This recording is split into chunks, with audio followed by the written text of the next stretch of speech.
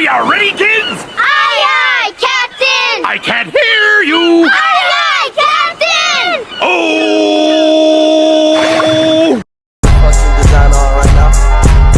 Break it down, bring it back, make it clap. I got 3 old thoughts, new block, wear that thing. Bitches on my line, and you know that. Assalamualaikum warahmatullahi wabarakatuh. Waalaikumsalam warahmatullahi wabarakatuh. Perkenalkan, nama saya Satrio Devi Pratama dan seluruh anggota-anggota kelompok saya yaitu Saya Ulaydi Saida. Saya Sari Sofi Desiani. Saya Sukma Diansyah. Saya Sajida Barokah Anjani. Sabrina Azhar Rasmiato. ya, berdiri kami di sini akan mempresentasikan hasil kerja kami selama P5 ini berlangsung. Yang pertama,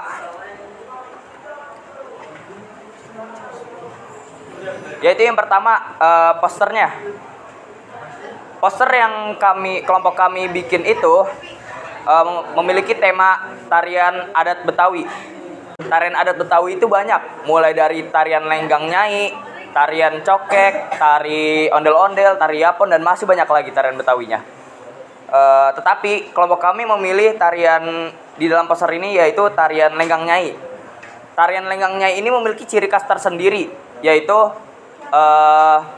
dari penggunaan suara musiknya yang begitu riang, dan juga gerakan-gerakan dari tarian ini yang begitu lemah lembutnya. Tarian lenggang nyai ini memiliki keunikan tersendiri. Dapat dilihat dari bajunya, terdapat penggabungan unsur budaya, yaitu dari budaya Tiongkok dan budaya Betawi. Lalu, kata-kata yang kami cantumkan di dalam poster ini yaitu, ayo lestarikan tarian adat Betawi. Menurut saya, banyak tarian-tarian adat Betawi yang mungkin orang-orang jarang kenal. Dikarenakan mungkin dari orang-orang yang tidak mau memahami budaya-budaya Betawi atau orang yang mengikuti kebudayaan barat. Lalu cara untuk melestarikan tarian adat Betawi yaitu dengan cara memahami dan mempelajari semua tarian-tarian adat Betawi, dan juga melihat pertunjukan tarian-tarian adat Betawi dimanapun kalian berada. Ya. Lanjut ke hasil kerja kami yang kedua yaitu infografis. Saya di sini akan menjelaskan infografis tentang palang pintu Betawi.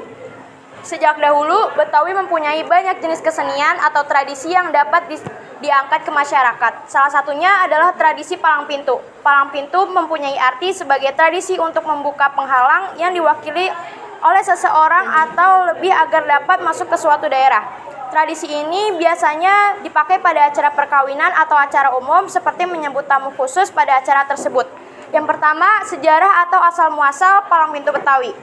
Mengutip buku Panduan Prosesi Adat Perkawinan Betawi, buku Palang Pintu tahun 2013 yang ditulis oleh Baktiar, kemunculan tradisi palang pintu pertama kali dialami oleh seorang tokoh Betawi bernama Si Pitung pada tahun 1874 sampai 1903. Ia mulai melakukan prosesi palang pintu saat akan mempersunting Aisyah yang berstatus sebagai putri pesohor Betawi, yaitu Murtado.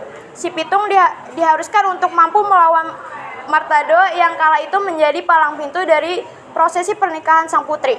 Hingga akhirnya si Pitung pun berhasil menembus perlawanan Martado dan kemudian diizinkan untuk menikahi Aisyah. Sejak saat itu, palang pintu menjadi tradisi yang selalu dilakukan oleh masyarakat suku Betawi di hari pernikahan. Tujuan dari palang pintu Betawi. Palang pintu merupakan serangkaian acara untuk membuka penghalang yang dijaga oleh jawara bela diri silat. Tradisi palang pintu menyimbolkan ujian yang harus dilalui mempelai laki-laki untuk meminang pihak perempuan. Jawara dari daerah asal laki-laki harus bisa mengalahkan jawara yang berasal dari daerah tempat tinggal perempuan. Keunikan tradisi palang pintu dari Betawi yang tradisi laga pencaksilat, adu pantun hingga membaca Al-Quran dan selawat sebagai simbol ujian yang harus dilalui mempelai laki-laki untuk membuka pintu restu dari keluarga. Proses tahapan-tahapan pada tradisi ini terdapat beberapa orang yang yang melakukan proses tersebut. Terdiri atas 2 jagoan dari pihak perempuan, 1 jagoan dari pihak laki-laki, 1 orang juru pantun dari masing-masing pihak. 3 pembacaan selawat dustru, 1 membaca sike, dan tim musik yang memainkan alat musik rabana kecimpring untuk mengiringi mempelai laki-laki. Syarat utama mempelai laki-laki mempersunting mempelai perempuan ada 2, yaitu bisa mengalahkan jarawa dan pintar. Dalam mengaji, laki-laki jika berada di rumah berkewajiban untuk memandai mengaji agar bisa menjadi kepala keluarga yang baik. Sementara di luar, laki-laki harus pandai bersilat agar bisa melindungi keluarganya. Tidak boleh asal mukul saja, makanya harus mempelajari ngaji sebelumnya. Ungkap Adit, dengan hal itu kita dapat mengetahui kualitas pengantin laki-laki. Selain itu terdapat tahapan-tahapan dalam menjalankan proses palang pintu, yaitu selawat dustur, bekalai, dan lantun sike. Selanjutnya, hasil kerja kami yang ketiga tentang scrapbook.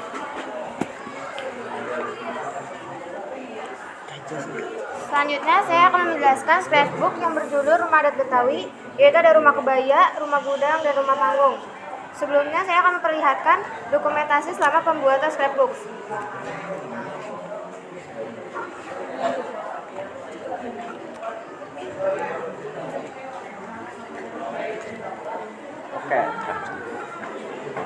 Oke, di sini ada rumah kebaya. Rumah kebaya adalah sebuah nama rumah adat suku Betawi. Disebut rumah kebaya dikarenakan bentuk atapnya yang menyerupai pelana yang dilipat, dan apabila dilihat dari samping maka lipatan-lipatan tersebut terlihat seperti lipatan kebaya. Orang Betawi akan terbuka dan menghargai siapapun yang datang. Gigi balang dan banji merupakan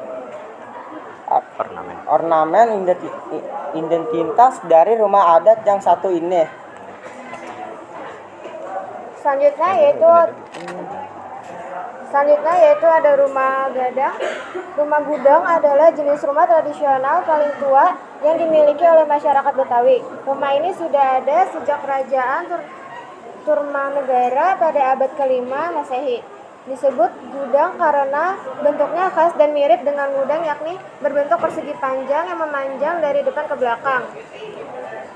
Rumah gudang memiliki keunikan, yaitu memiliki 3 tata letak utama. Bagian depan biasa ditemui dak atau markis, dipengaruhi gaya bangunan Belanda. Ditemukan di daerah pedalaman, terdapat tiang di setiap sudut. Di sini juga ada rumah panggung.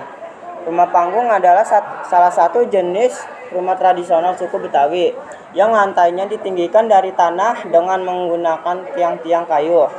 Rumah panggung Betawi dibangun di kawasan pesisir dengan tujuan untuk menanggulangi banjir atau air pasang.